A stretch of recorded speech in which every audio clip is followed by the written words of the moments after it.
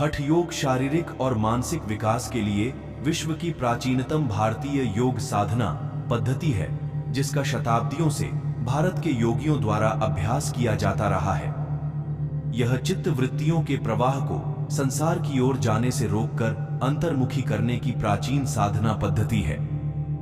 इसमें प्रसुप्त कुंडलिनी को जागृत कर नाड़ी मार्ग से ऊपर उठाने का प्रयास किया जाता है और विभिन्न चक्रों में स्थिर करते हुए उसे शीर्षस्थ सहस्त्रार चक्र तक ले जाया जाता है। संक्षिप्त परिचय। हठ योग के विषय में लोग एक ऐसे योग के रूप में जानते हैं जिसमें हठ पूर्वक कुछ शारीरिक एवं मानसिक क्रियाएं की जाती हैं। इसी कारण सामान्य शरीर शोधन की प्रक्रियाओं से हटकर की जाने वाली शरीर शोधन की षट क्रियाओं को हठ योग मान लिया जाता है, जबकि ऐसा नहीं है। षट कर्म तो केवल शरीर शोधन के साधन है। वास्तव में हठ योग तो शरीर एवं मन के संतुलन द्वारा राजयोग प्राप्त करने के पूर्व सोपान के रूप में विस्तृत योग विज्ञान की 4 शाखाओं में से एक शाखा है। शब्द रचना। हठ शब्द की रचना अह और अठ 2 रहस्यमय एवं प्रतीकात्मक अक्षरों से हुई है। अह का अर्थ सूर्य और अठा का अर्थ चंद्र है। योग का अर्थ इन दोनों का संयोजन या एकीकरण है। सूर्य तथा चंद्र के एकीकरण या संयोजन का माध्यम हठ योग है। प्राण ही सूर्य है। हृदय के माध्यम से यह क्रियाशील होकर श्वसन तथा रक्त के संचार का कार्य संपादित करता है। अपान ही चंद्र है, जो शरीर से अशुद्धियों के उत्सर्जन और निष्कासन का कार्य संपादित करने वाली सूक्ष्म जीवनी शक्ति है। सूर्य तथा चंद्र मानव शरीर के 2 ध्रुवों के प्रतीक हैं। जीवन की सारी क्रियाओं और गतिविधियों को बनाए रखने में इन 2 जीवनी शक्तियों का पारस्परिक सामंजस्य आवश्यक है।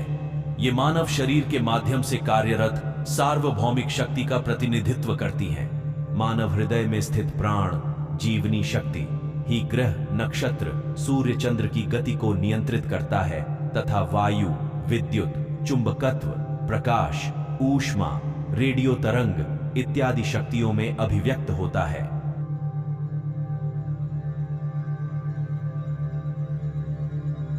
स्थूल रूप से हठ योग अथवा प्राणायाम क्रिया 3 भागों में पूर्ण होती है। रेचक अर्थात श्वास को सप्रयास बाहर छोड़ना, पूरक अर्थात श्वास को सप्रयास अंदर खींचना, कुंभक अर्थात श्वास को सप्रयास रोके रखना। कुंभक 2 प्रकार से संभव है। 1 बरही कुंभक अर्थात श्वास को बाहर निकालकर बाहर ही रोके रखना। 2 अंत कुंभक अर्थात श्वास को अंदर खींचकर अंदर ही रोके रखना। इस प्रकार सप्रयास प्राणों को अपने नियंत्रण से गति देना हठ योग है। यह हठ योग राजयोग की सिद्धि के लिए आधार भूमि बनाता है। बिना हठ योग की साधना के राजयोग समाधि की प्राप्ति बड़ा कठिन कार्य है। अतः हठ योग की साधना सिद्ध होने पर राजयोग की ओर आगे बढ़ने में सहजता होती है। महत्व। हठ योग शारीरिक और मानसिक विकास के लिए विश्व की प्राचीनतम प्रणाली है, जिसका शताब्दियों से भारत के योगियों द्वारा अभ्यास किया गया है। मनोकायिक व्यायामों की यह एक अनन्यतम विधि है। हठ योग के आसन मानसिक प्रशांति शारीरिक संतुलन और दिव्य प्रभाव के साथ प्रतिपादित होते हैं। इससे मेरुदंड लचीला बनता है तथा स्नायु संस्थान के स्वास्थ्य में वृद्धि होती है।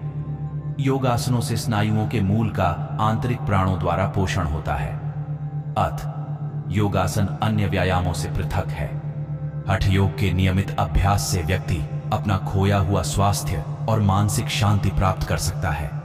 आत्मा की गुप्त शक्तियों को उद्घाटित कर अपनी संकल्प शक्ति में वृद्धि कर सकता है और जीवन के सभी क्षेत्रों में सफलता प्राप्त कर आत्म साक्षात्कार के उत्कृष्ट शिखर पर आसीन हो सकता है।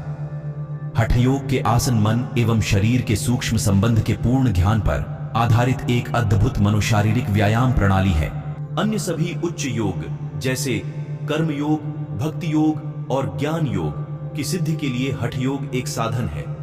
मन और शरीर ही सारे मानवीय प्रयत्नों का आधार है। सिद्धियों का आधार माना जाता है कि हठ योग सिद्धियों का आधार है। दरअसल यह मोक्ष या सिद्धि तक पहुंचने का छोटा मार्ग है। अधिकतर हठ योगी हठ योग का प्रदर्शन करते हुए पाए जाते हैं, जो किसी भी प्रकार उचित नहीं कहा जा सकता। जो सचमुच ही मोक्ष या सिद्धियों के लिए उत्सुक है वह कभी भी अपने आसनों या प्राणायाम का प्रदर्शन नहीं करेगा, भूमि के अंदर समाधि लगाकर नहीं बैठेगा।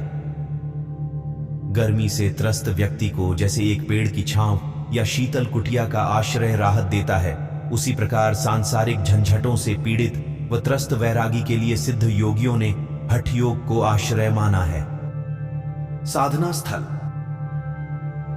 यदि कोई गृहस्थ आश्रम भोग चुका है और अब हठ योग की साधना करना चाहता है, तो जहां तक संभव हो वह शहर के शोरगुल से दूर, प्राकृतिक संपदा से भरपूर ऐसे माहौल में रहे जहां धार्मिक मनोवृत्ति वाले लोग हों और वहां अन्न, जल, फल, मूल आदि से परिपूर्ण व्यवस्था हो। इस तरह के एकांत स्थान का चयन कर वहां एक छोटी सी कुटिया का निर्माण करना चाहिए। कुटिया के चारों ओर पत्थर, अग्नि या जल न हो, उसके लिए अलग स्थान नियुक्त करें। कुटी का द्वार छोटा हो, दीवारों में कहीं तीड़ या छेद न हो, जमीन में कहीं बिल न हो, जिससे चूहे या सांप आदि का भय न रहे। कुटिया की जमीन समतल हो, गोबर से भली प्रकार लिपि पुती हो। कुटिया को अत्यंत पवित्र रखें, अर्थात वहां कीड़े मकोड़े नहीं हो। कुटिया के बाहर एक छोटा सा मंडप बनाएं, जिसके नीचे हवन करने के लिए उसमें वेदी हो, जहां चाहे तो धूना जलाकर रख सकते हैं। पास में ही एक अच्छा कुआं या कुंडी हो, जिसकी पाल दीवारों से घिरी हो। कुआं नहीं हो तो इस बात का ध्यान रखें कि जल लाने के लिए किसी प्रकार की मेहनत न करनी पड़े। सिद्ध हठ योगियों ने ऐसी ही साधना स्थली एवं कुटी को अभ्यास के लिए उचित बताया है। ऐसी कुटी में सभी चिंताओं से मुक्त होकर गुरु के निर्देशानुसार योग का निरंतर अभ्यास करने से व्यक्ति सिद्धों के मार्ग पर आ जाता है, जिसकी चिंता फिर सिद्ध ही करते हैं। अंततः जो साधक जिस प्रकार के स्थान में रहता हो, वहां भी यथासंभव एकांत प्राप्त कर अभ्यास में सफलता प्राप्त कर सकता है। परंतु हठ योगियों का अनुभव है कि पवित्र वातावरण ही साधना को आगे बढ़ाने और शीघ्र सफलता प्राप्त कराने में काफी अधिक सहायक सिद्ध होता है। दर्शक मित्रों, हमारी इस प्रस्तुति से, इस विचारों से अगर आप संतुष्ट और प्रभावित हुए हैं, तो कृपया हमारे चैनल को सब्सक्राइब और लाइक करें।